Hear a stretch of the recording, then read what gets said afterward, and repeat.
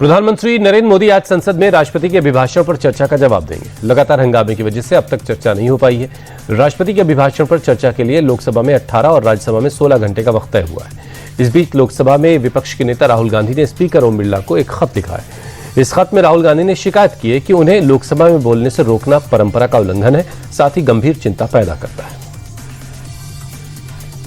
SIR के खिलाफ अखिलेश यादव ने भी मोर्चा खोल दिया है। अखिलेश यादव ने फॉर्म 7 के को इशू बनाया।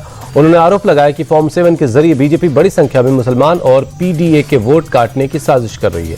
अखिलेश यादव ने कहा कि जिन जिन क्षेत्रों में समाजवादी पार्टी मजबूत है, उन क्षेत्रों में कितने वोट कटने हैं, इसकी पूरी लिस्ट पेन ड्राइव के जरिए अफसरों को भेजी जा रही है।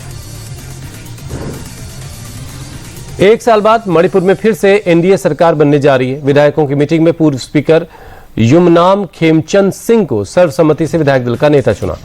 बीजेपी ने हालात को बैलेंस करने के लिए बड़ा दांव खेला है। पार्टी ने मैतेई और कुकी से और नागा समुदाय के नेताओं को सत्ता में साथ लाने की रणनीति बनाई है। मैतेई समुदाय से खेमचंद सिंह मुख्यमंत्री होंगे, वहीं कुकी समुदाय से आने वाले नेमचा किपगेन और नागा समुदाय से लोसी दिखो डिप्टी सीएम बनेंगे। कर्नाटक विधानसभा में पूरी रात हाई वोल्टेज ड्रामा चलता रहा। बीजेपी और उसकी सहयोगी जेडीएस के विधायकों ने रात भर विधानसभा के बाहर प्रदर्शन किया। विधायकों ने सुबह का नाश्ता भी विधानसभा में ही किया। बीजेपी और JDS excise minister RB Timmapur के इस्तीफे पर अड़ी है। उनका आरोप है कि एक्साइज डिपार्टमेंट में बड़े पैमाने पर भ्रष्टाचार हुआ है। कथित घोटाला 6,000 करोड़ रुपए का बताया जा रहा है। बिहार के मुख्यमंत्री नीतीश कुमार जल्द ही बुलेट प्रूफ रेंज रोवर गाड़ी में सफर करते नजर आएंगे। बिहार सरकार ने 4 high security bullet proof range rover SUV खरीदने को मंजूरी दे दी है। अधिकारियों ने बताया कि यह फैसला पूरी तरह से सुरक्षा के कारणों से लिया गया है। हालांकि अभी इन गाड़ियों के मॉडल और उसकी कीमत सार्वजनिक नहीं की गई है, लेकिन माना जा रहा है कि बुलेट प्रूफ होने के कारण इनकी कीमत काफी ज्यादा होगी।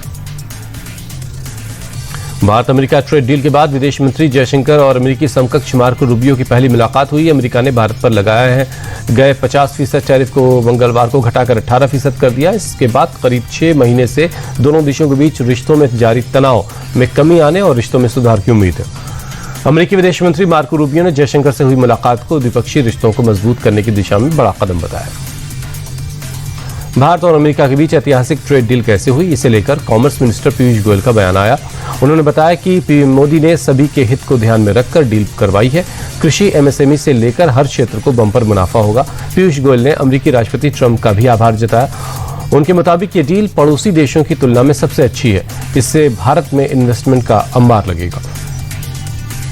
मुंबई के छत्रपति शिवाजी महाराज एयरपोर्ट पर यात्रियों की सुरक्षा में बड़ी चूक हुई। बीती रात यहां एयर इंडिया और इंडिगो एयरलाइंस के 2 विमान के विंग आपस में टकरा गए। हादसा के वक्त दोनों विमान में यात्री मौजूद थे। हालांकि इस टक्कर के तुरंत बाद दोनों विमान से सभी यात्रियों को सुरक्षित बाहर निकाल लिया गया और कोई भी जख्मी नहीं हुआ है।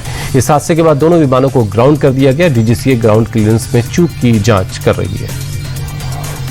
त्योहारों से पहले दिल्ली वालों को मुख्यमंत्री रेखा गुप्ता ने बड़ा तोहफा दिया है। सीएम ने ऐलान किया कि अब से हर होली और दिवाली पर दिल्ली की महिलाओं को फ्री एलपीजी सिलेंडर दिया जाएगा। ये राहत उन परिवारों को मिलेगी जिनके पास वैध राशन कार्ड होगा। दिल्ली वालों को योजना के तहत 853 रुपए उनके अकाउंट में मिलेंगे, जिससे वो सिलेंडर खरीद पाएंगे। सरकार इसके लिए अलग से 242 करोड़ रुपए का फंड जारी करेगी। छत्तीसगढ़ के सीएम विष्णुदेव साय ने राज्य के पहले स्पेस सेंटर का उद्घाटन किया। नवा रायपुर के राखी गांव के शासकीय उच्चतर माध्यमिक स्कूल में सेंटर का उद्घाटन किया गया। इस दौरान मुख्यमंत्री के साथ ग्रुप कैप्टन शिवांशु शुक्ला भी मौजूद थे। मुख्यमंत्री ने कहा कि विज्ञान अब किताबों तक सीमित नहीं रहेगा। रायपुर का स्पेस सेंटर में qualified clean room, dent satellite laboratory, ground station और मिशन कंट्रोल सेंटर जैसे एडवांस सुविधाओं रखी गई हैं। डीआरडीओ ने ओडिशा के चांदीपुर में सॉलिड फ्यूल डक्टेड रामजेट तकनीक का सफल परीक्षण किया। ये स्वदेशी तकनीक लंबी दूरी से हवा में मार करने वाली मिसाइलों को सुपरसोनिक रफ्तार देगी। इस सफलता से भारत अब उन चुनिंदा देशों में शामिल हो गया जिनके पास अपनी रामजेट पावर है। अब भारतीय मिसाइलें दुश्मन के विमानों को नो एस्केप जोन में फंसाकर पल भर में तबाह कर देंगी।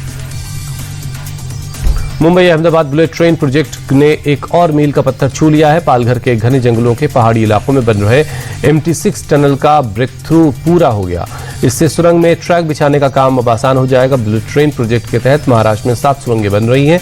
MT6 टनल में ब्लास्ट के दौरान रेल मंत्री अश्विनी वैष्णव भी मौजूद थे। सभी ने भारत माता की जय के नारे लगाए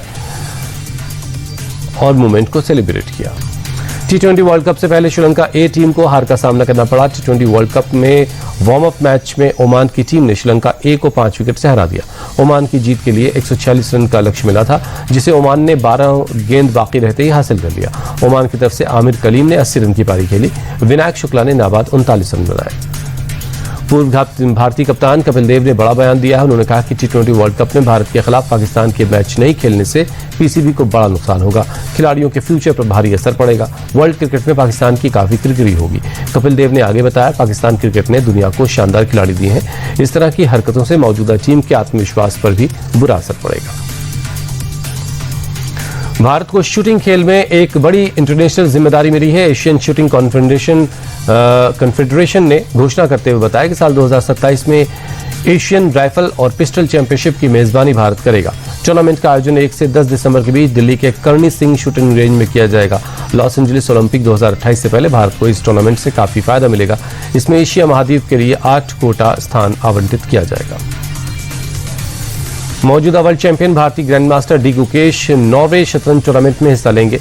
उन्होंने इस बात की पुष्टि कर दी है। गुकेश के अलावा आर प्रज्ञानंद और दिव्या देशमुख भी नॉर्वे शतरंज टूर्नामेंट में शामिल हो रहे हैं। दुनिया के नंबर 1 खिलाड़ी मैग्नस कार्लसन समेत शतरंज जगत के कई स्टार खिलाड़ी टूर्नामेंट में शिरकत कर रहे हैं। दिव्या देशमुख नॉर्वे शतरंज के विमेंस कैटेगरी में पदार्पण करेंगी। दिव्या विमेंस कैटेगरी में नॉर्वे शतरंज टूर्नामेंट में शामिल होने वाली सबसे कम उम्र की खिलाड़ी होंगी।